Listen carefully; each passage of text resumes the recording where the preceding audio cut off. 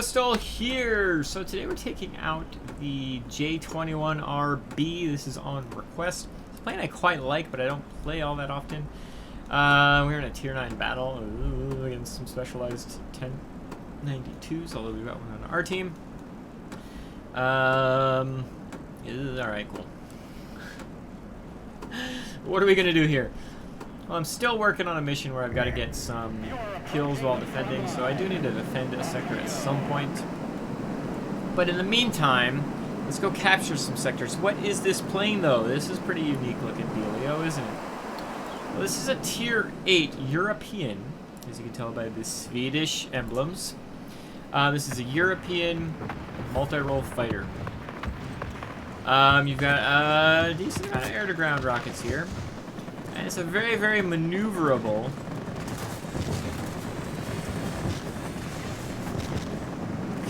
very, very maneuverable multi-role fighter. Let's see if I can do this here without crashing. Whoop. There we go. Come on. You can turn. So it's nice. It's got some flexibility. Now, with all that... Well, I guess I better reload my rockets. With all that maneuverability, obviously you're going to be missing out on some speed. That's okay. Let's go get the freaking center. I like putting this plane into a position to kind of dogfight a little bit. You're kind of down low. You're dropping your rockets anyway, so shoot some stuff that's down low. We have one 20mm cannon and 4 50 cal machine guns. So pretty good amount for going against multi-roles and fighters anyway. Really not for going for heavy fighters and bombers. You can do little bits of damage to ground attack planes, but really your bread and butter is going to be doing things like this to the LA-9. Thank you, sir. May I have another? Thank you, sir. Excellent. So now this is my sector. Let's go ahead and get a frickin' defense kill, can we? F-84, as we all know, is very, very maneuverable. Tier 9 multi-role. It's very funny going on that line. You go from a very unmaneuverable plane to a very maneuverable plane. Let's go ahead and get our boost back on. Tempest. Tempest is a maneuverable plane. Tempest has 4 20mm cannons, where we've only got 1. We've got those machine guns, so setting fires is going to be our bread and butter sometimes. What I like about this plane is you've got a decent spread. The majority of your guns are centrally located. You've got a couple on the wings as well. This ME-262 has his engine knocked out, so I can stick with him. Although he just put his engine back in, which is probably very smart. Doesn't matter. I got 2 kills while defending, so we've actually taken care of our mission at this point. Unfortunately, we're just losing everything else about the game, which is super awesome. That's sarcasm. Oh, well, good game.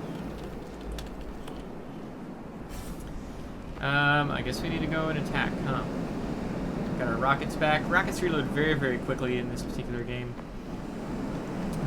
On this particular plane, 60 seconds base. I think mine's at 63 seconds because I've got the equipment that impacts the airspeed, I think, or something. I don't even remember right now. Can't concentrate. F2G, another.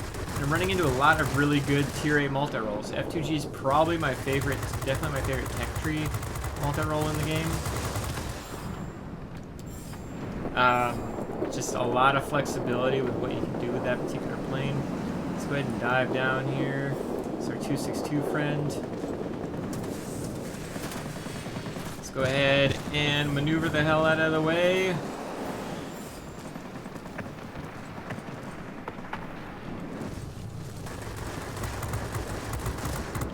It's fine. Let him go. We don't care. Oh, he's going to turn. He's going to crash. Alrighty. Let's reload our rockets, because by the time we get to another sector, it's going to be another 60 seconds anyway. So let's just move forward. Get them going for that command center. F2G's back up here. I've used up all my boosts, so I need to Lay off the frickin' boost, man. F2G, just like the Tempest, is 420mm frickin' cannons. Don't like it. Don't like it one bit. I mean, I love it when I'm playing it. I don't like going against it. Fortunately, I got in the way of the 20mm cannons, which is why my engine got knocked out. But one of the great things about this plane and a lot of the maneuverable planes in the game is you're not really relying on your speed anyway, so what the hell? Can we get that? As long as you're not all the way down at the bottom of the ground, you know, you'll be okay. Let's see if I can't kill this guy. Maybe knock out his engine or something, which would be cool. Oh no, you dumb crackerjack. I thought I was gonna miss that. Oh well.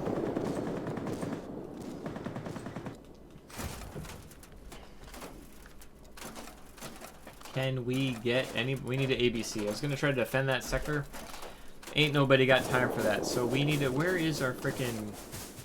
Where is our friendly 1092? No offense to him, but he's in the top tier plane on this battle, and he should be. Well, all right. Apparently, our 1092 is not quite up to the same task as the enemy 1092. We're gonna see if we can get over here. Can we cap this sector with some rockets?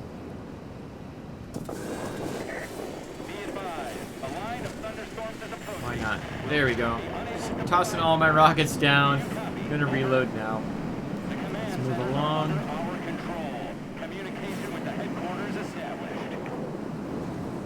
Trying to keep on keeping on here. See if we can turn this game around. No, let's go attack that. ABC, man. A frickin' B, frickin' C. Then again, I'm in an ABC kind of plane. I'm up higher than I want to be. Going head on versus a frickin' 262 is never a smart idea. No matter what plane you're in. We cannot support you any longer. The storm is too heavy. And I need to be aware of where the hell he's at.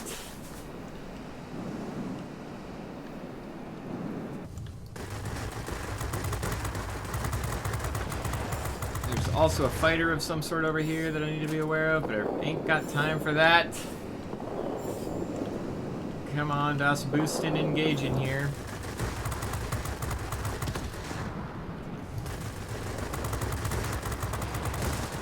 You're on fire, you're gonna die. I don't have time to think about that. Gotta kill you. Next. Next. Oh, you're next. The enemy is about to win. Push harder. Yay. LA, what is this, LA 9? Well, obviously it's not the 1092, so that's cool. There's a heavy fighter somewhere, there. Another heavy fighter. Come on, boys. Everybody's moving away from me much quicker than I'm moving towards them. Thoroughly annoying.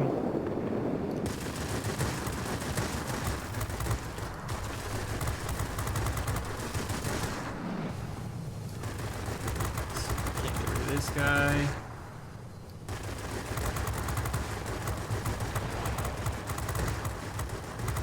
Come on, please. There we go. Oh no. Okay, LA9. I thought it was going to be the 1092. Not that the LA9 is going to be easy when I'm way out of my altitude bracket. But still. Ugh.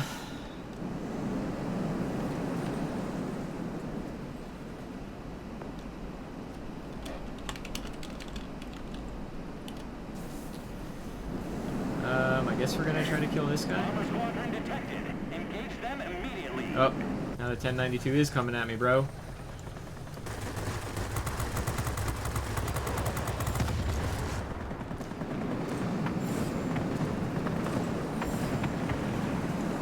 Up.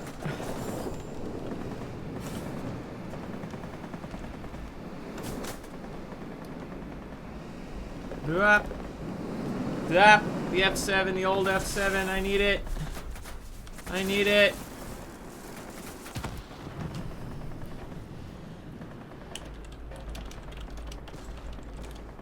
All right.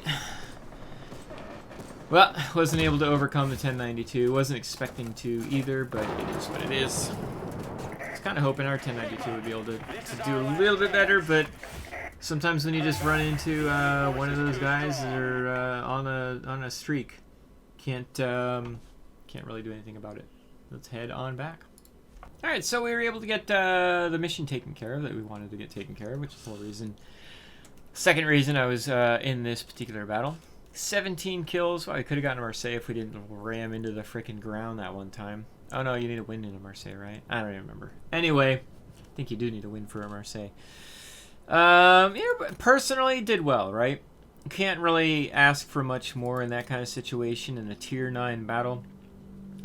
And unfortunately, there's, you know, what, Zapo? I can't even, we're going to call him Zapo. Just kicking ass on a tear. I mean, this guy deserves all the GGs. 34 kills? What the fuck? Alright, cool, good on him. I can't tell you the last time I saw somebody do that much freaking, get that many kills. Oh, he got a bunch of, yeah, I was going to say, he got 15 of them, and not to downplay anything that this guy did. 15 of them were air defense aircraft and bombers. That's actually just kind of reinforces how freaking good of a game he had. So yeah, just not able to overcome that. And, you know, multi-rolls aren't really... The downfall of multi-rolls is also their strength. So let me explain. The strength of a multi-roll is it can do a little bit of everything. And I absolutely love the J21RB. Don't let this game... or this loss, I should say, put a damper on what this plane is and what it can do. The benefit of a multi-roll is you can literally do a little bit of everything. You can attack the ground, right? You can shoot the air. You can get from sector to sector. You can cap. You can defend. You're doing what you need to do. The downfall, though, is you're not going to be the best at anything. You can do everything well, but you can't do anything the best. And so if something comes along that's going to be better at maneuvering than you, or better at speed than you, you can certainly struggle. In this instance, a spec'd out 1092 with a 15-point pilot is going to be able to do both of those better than me. Luckily, I only ran into him once. But that can be the struggle with any multi-roll in this game. Or most multi-rolls, I should say, if it's not built for the extremities. And so you just have to keep that in mind. Doesn't mean that they're bad planes by any means, because guess what? You can do a lot of stuff that a fighter can't do. You can do a lot of stuff that a heavy fighter can't do. You just have to be mindful of your situation, what your strengths and your weaknesses are compared to the plane that you're attacking or defending against. And so it's really important that you have a firm knowledge of the plane types, and even better, specific planes that you're running into, so that way you don't get frustrated when you're out there flying in a P-47 or you're out there flying in a Yak-9 and you're just not able to do everything that you want to do, or you're getting owned by this enemy aircraft that you're not familiar with. So I typically recommend going down multi-roll lines after you've gone down fighter and heavy fighter. Go down at least one heavy fighter and one fighter line before you really start worrying about any of the multi-rolls in this game. It'll help you out in the long run. There's a lot of good multi-rolls, so I don't want to mince my words about that. There's a lot of good multi-rolls in this game, and this is one of them.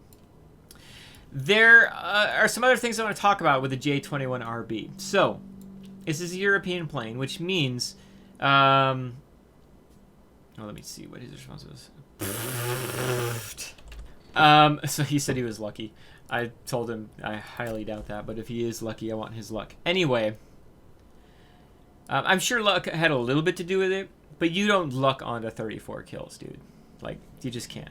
You can luck onto 20, but you can't luck onto 34.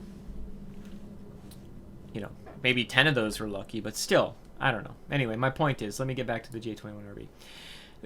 It's a European Tier 8 multi-role fighter, which means, as a European plane, you can change it to any nation. For instance, my SE-100, that is a British plane. Got the British insignias on it. I find it hilarious that I made it British. I'm a jerk like that. What other European planes are there? The NC-1070. I've made this one German. Again, I'm a jerk like that. It's French, but I made it German. I find that hilarious. VB-10. This is a French plane as well, but I've made it Japanese. So I can put a Japanese pilot in here and build them up. I've kept quite a few I've kept them European just because the AD-10C can't be anything but French. I mean, look at this thing. Who could maybe Soviet, but otherwise this is definitely a French plane. The J-21RB I've kept Swedish. I love the look of, I don't know why. I was the same way in World of Tanks. I just like the Swedish symbol. It's the same reason I've kept this plane Polish. I like the Polish look to it. I think it'd be ruined if it had American or German insignias on it. Same with the B534. I love the Czechoslovakian paint scheme. In fact, I've got some German planes that are literally German in the game, but they've got a Czechoslovakian paint scheme, and I've put that paint on it, even though it's not even the best paint, metric-wise. Anyway, I've kept this Swedish. I'm probably going to keep it Swedish, which is obviously a detriment in this particular battle and my battles in general until I build up a pilot. I have a 5-point Swedish pilot. If I made this into an American plane or a German plane or a Soviet plane, well, then, I'd have a 10-point pilot in here instead of a 5-point pilot, which would certainly help me out. But I'm stubborn, and I'm just going to keep it as Swedish. My setup, since I'm not specialized, is based on maneuverability. What is the hardened points here? Oh, aerodynamic pylons. Oh, this helps the airspeed. So the rockets have a less of an impact on the airspeed. It impacts the reload time, but it's 3 seconds. I don't care. I want more speed with this plane. And I will almost on the engine, I'm going to do some sort of uprated engine or something like that once I get this plane specialized. And I'm going to be utilizing the outboard weapon where you can increase the overall damage that your rockets do on my consumable here. But otherwise, I've got a maneuverability build, and the reason being is because I'm not going to be able to get maximum speed on this plane until I specialize it. At that time, I might make the decision. I'm definitely going to be keeping improved lightweight wing frame on here. I'm not going to do the polished skin no matter what, because polished skin takes away from maneuverability. I might change both of these to a speed option. So, the uprated engine and the injection boost system. We'll see how that goes. I'm almost certainly going to be doing one of those two, but I don't know if I'll be doing both of them. It just matters how much I maximize this plane. One equipment slot towards maneuverability might be enough once I've specialized it, and you can maximize this, get it up to, beyond improved, beyond advanced, to the ultimate equipment. Just one ultimate maneuverability equipment might be enough. So we'll see how it goes. We'll play it by ear. By that time, hell, this guy might be a 10-point pilot. So, yeah. So being a Tier 8 premium plane, keep in mind you're also making a decent amount of credits off of this type of plane, right? So even with my 39,000, we'll just say 40,000 credits used for service and repairs, the repair cost was very, very cheap on this particular plane, 9,000. The service cost was 30,000. That includes my consumables I had to use and my universal ammo. With my premium accounts that I've still got for another 5 days, I made 250,000 credits. Minus the 40,000, made over 200,000 credits. So this plane does pretty darn well with its credit earning, being a Tier 8 premium. What I like about multi-rolls is you've got the ability, no matter where the game takes you, the match takes you, you're going to have some sort of impact, right? I'm sure we've all been in battles, like you've been in a bomber and you capture all the sectors and you're like, well, crap, now I can't, what am I going to do in my RB-17? You can try to be cheeky and get some rear gunner damage and stuff like that, but you can't get a bunch of kills like you would in a multi-roll. Or the opposite happens. The enemy team captures all the sectors and you're in a freaking fighter. What are you going to do? Well, you know, yeah, you can try to go get some more kills, but you're probably not going to cap a bunch of sectors in a short amount of time that you would need to. In a multi-role, you have that flexibility sometimes. And so there, again, there's certainly and definitely perks to multi-roles. There's also downfalls based on those perks, so just keep that in mind. The J21RB is just an excellent plane. I need to play it more. I've just got like first world problems of having so many planes and so many people requesting different planes that 200 planes in the game, and if I play only one of them every day, then that's going to be 2/3 of the year before I get back to the first one. So oof, right? Yeah. So if you've got any additional questions about the J21, feel free to reach out to me either in the comments below, which I certainly encourage. But if you've got actual questions and you want a quick response, reach out in Discord between myself and anybody else that I've got on my Discord channel. You're going to get some really knowledgeable people answering your questions and helping you out. But otherwise, yeah, it's a great Tier 8 premium plane. There's a lot of flexibility on it.